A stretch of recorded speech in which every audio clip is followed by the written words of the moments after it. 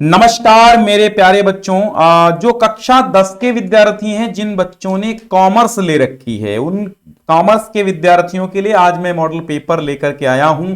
और ये जो मॉडल पेपर है वो सीधा सीधा बोर्ड ने दिया है। ठीक है, तो समझ लेते हैं इसको। सीधा सीधा बोर्ड ने 2021-22 के लिए दिया है। अगर आपको विश्वास नहीं है तो यूपी एमएसपी की वेबसाइट पर जाकर के देख लीजिए। मैं इसका जो सॉल्यूशन आता है वो करा दूंगा। फिलहाल सॉल्यूशन तो मुझे नहीं आता होगा क्योंकि मैं हिंदी का विद्यार्थी हूँ, हिंदी का अध्यापक रहा, हिंदी का विद्यार्थी रहा, तो शायद मैं सॉल्यूशन आपको इसका नहीं दे पाऊंगा। लेकिन हाँ, ये जरूर है, मैं आपको इसका पैटर्न, पूरा का पूरा पैटर्न हम आपको समझा देंगे। ठीक है बच्चे, तो आप इसको डाउनलोड करिएगा और अपने सब्जेक्ट टीचर से जाकर के इसके क्वेश्चंस के आंसर जरूर करवा लीजिएगा, क्योंकि ये जो है ये आपका मोस्ट इंपॉर्टेंट है, क्योंकि ये बोर्ड ने स्वयं दिया है, अभी हाल में दिया है। ठीक है, कि बोर्ड ने ये जो पैटर्न उतारा है तो उसमें चेंजिंग कुछ हुई नहीं है, पुराना पैटर्न है मुझे लग रहा। अभी आप देख लीजिएगा। तो देखो 70 का पूर्णांक आपका रहेगा जो रहता था। 3 घंटे 15 मिनट का समय रहेगा जो रहता था। 15 मिनट आपको क्वेश्चन पेपर पढ़ने के लिए दिए जाते हैं, कोई चेंज नहीं है, लेकिन लोग न्यूज देते रहते हैं आपको तोड़ मरोड़ के। वाणिज्य यानी कि कॉमर्स के विद्यार्थी जो कक्षा 10 के हैं, हाई स्कूल कॉमर्स, निम्नलिखित प्रश्नों में से सही विकल्प चुनकर के अपनी उत्तर पुस्तिका में लिखना है। 5 क्वेश्चन बहुविकल्पीय हैं, एक एक अंक के। तो निम्नलिखित में से कौन सा खाता बैंक में खोला जाता है? चालू खाता, पूंजी खाता, रोकड़ खाता, बही खाता। तो देखो चालू खाता, करंट अकाउंट खोला जाता है, मुझे लगता है चालू खाता ये। तो आप देख लीजिए 14 बड़े व्यापारिक बैंकों का राष्ट्रीयकरण कब हुआ था? 17 जुलाई 1970 को, 1 अप्रैल 1960 को, 19 जुलाई 1969 को, या फिर 15 फरवरी 1980 को। आय का भाग जो उत्पाद में लगाया जाए उसे क्या कहते हैं? व्यय, निश्चय, निःसंचय, बचत, या तीनों कथन सही हैं। व्यापारिक व्यय लिखे जाते हैं व्यापार खाता, हानि लाभ खाता, आर्थिक चिट्ठा, या इनमें से कोई नहीं। देशी बैंकर हैं महाजन, सहकारी बैंक, भूमि विकास बैंक, औद्योगिक बैंक। देशी बैंक कौन कौन से हैं? अब आपके जो आए हैं वो अति लघु उत्तरीय हैं। 5 क्वेश्चन, एक एक अंक के। स्टेट बैंक ऑफ इंडिया की स्थापना कब हुई? दफ्तर का किराया किस खाते में लिखा जाता है? उपभोग करने से वस्तुओं की उपयोगिता में कमी, वृद्धि या वृद्धि होती है? क्या होती है? तो उपभोग करने से वस्तुओं की उपयोगिता में क्या होती है लिखना। प्रतिज्ञा पत्र में कितने पक्ष होते हैं? 1 रुपए के नोट किसके द्वारा निर्गमित किया जाता है? निःसंचय क्या है? आर्थिक चिट्ठा क्यों बनाया जाता है? रिजर्व बैंक के 2 प्रमुख कार्य बताइए। नस्तीकरण के लाभ बताइए। फुटकर व्यापार के 2 गुण बताइए। तो ये 6 दूनी 12 अंक के हो जाएंगे आपके 6 क्वेश्चन। विनिमय विपत्र का अर्थ बताना है।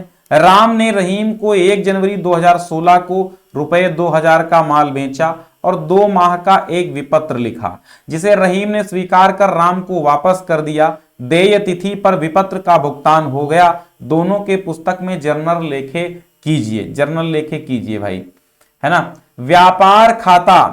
व्यापार खाता तथा लाभ हानि खाता में अंतर स्पष्ट कीजिए। समय व श्रम बचाने वाले किन्हीं 4 यंत्रों के नाम लिखिए। सूचनार्थ बीजक क्या है? थोक व्यापार किसे कहते हैं? निरख पत्र क्या है, इसे कौन लिखता है? ठीक है, निरख पत्र कौन है, इसे कौन लिखता है? निम्नांकित तलपट की सहायता से 31 मार्च 2018 को समाप्त होने वाले वर्ष का व्यापार खाता, लाभ हानि खाता तथा आर्थिक चिट्ठा बनाइए। तो आपके सामने स्क्रीनशॉट ले सकते हैं और इसको बनवा सकते हैं अपने सब्जेक्ट टीचर से। अगर आपको आता है तो अच्छी बात है। अंतिम रहतिये का मूल्य रुपए 4000 है।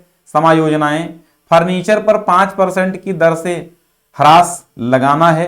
अदत्त मजदूरी रुपए 500 है। ठीक है, फिर देखिएगा अंतिम खातों से आप क्या समझते हैं, इसके अंतर्गत कौन कौन से खाते बनाए जाते हैं, संक्षेप में वर्णन कीजिए। मैसर शिव पुस्तक भवन, रामबाग, प्रयागराज ने निम्न माल सर्वश्री संतोष एंड ब्रदर्स, अमीनाबाद, लखनऊ को बेचा। 100 प्रतियां प्रारंभिक बही खाता, दर रुपए 50 प्रति पुस्तक। 100 प्रतियां व्यापारिक संगठन, दर रुपए 40 प्रति पुस्तक। 100 प्रतियां मुद्रा एवं बैंकिंग, दर रुपए 50 प्रति पुस्तक। क्रेता को 20% व्यापारिक छूट दी गई। 1 माह के अंदर भुगतान करने पर 2% की नगद छूट दी जाएगी। माल के व्यय क्या है, शर्त वो थी, और व्यय क्या है, व्यय माल के संबंध में विक्रेता ने निम्न व्यय किए हैं। पैकिंग रुपए 50, ढुलाई 20, रेल भाड़ा 35, माल सवारी गाड़ी द्वारा भेजा गया, बिल्टी नंबर RR 7576 है। उपर्युक्त के संबंध में आवश्यक बीजक तैयार कीजिएगा। जमा की चिट्ठी व नाम की चिट्ठी क्या है, ये कब लिखी जाती है, 8 अंक में आया। सुपर बाजार क्या है, इसके गुण एवं दोषों का वर्णन कीजिए, अथवा आप एक व्यापारिक बैंक में ग्राहकों द्वारा खोले जाने वाले विभिन्न प्रकार के खातों का वर्णन कीजिए, 8 अंक। उपर्युक्त उदाहरण देकर रेखाचित्र द्वारा उपयुक्त होगा, यहां पे रेखाचित्र द्वारा उपयोगिता ह्रास नियम की व्याख्या कीजिए, 4 4 8 अंक का है। व्यय व बचत से आप क्या समझते हैं, बचत करने के उद्देश्य एवं उसके महत्व को समझाइएगा, यहां पर भी 8 अंक हैं। तो कुल मिला के आपका सेम प्रारूप यूपी बोर्ड में यही रहेगा पेपर का, ठीक है। तो आप टेंशन न लें, लोगों की न्यूज इधर उधर चलती रहती है, चलने दीजिए।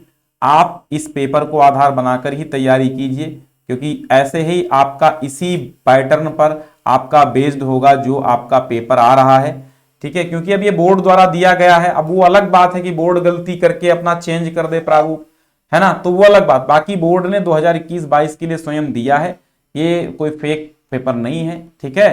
तो आप इसको एक बार डाउनलोड कर लीजिए, डिस्क्रिप्शन में पहली लिंक है, वहां से जब डाउनलोड कर लेंगे तो आपके मोबाइल फोन में आ जाएगा। और टेलीग्राम ज्वाइन कर लीजिए, और ढेर सारी प्लेलिस्ट बनी हुई हैं, हिंदी की है, हिंदी की प्लेलिस्ट है, संस्कृत की प्लेलिस्ट है, सामाजिक विज्ञान की प्लेलिस्ट है, विज्ञान की है, मैथ की है, तमाम प्लेलिस्ट आपकी बनी हुई हैं। यूपी बोर्ड की फुल तैयारी कर लीजिए, आपके एग्जाम आपके सर पे हैं, तो बेहतर है तैयारी कर लीजिए। चलिए, बहुत बहुत धन्यवाद।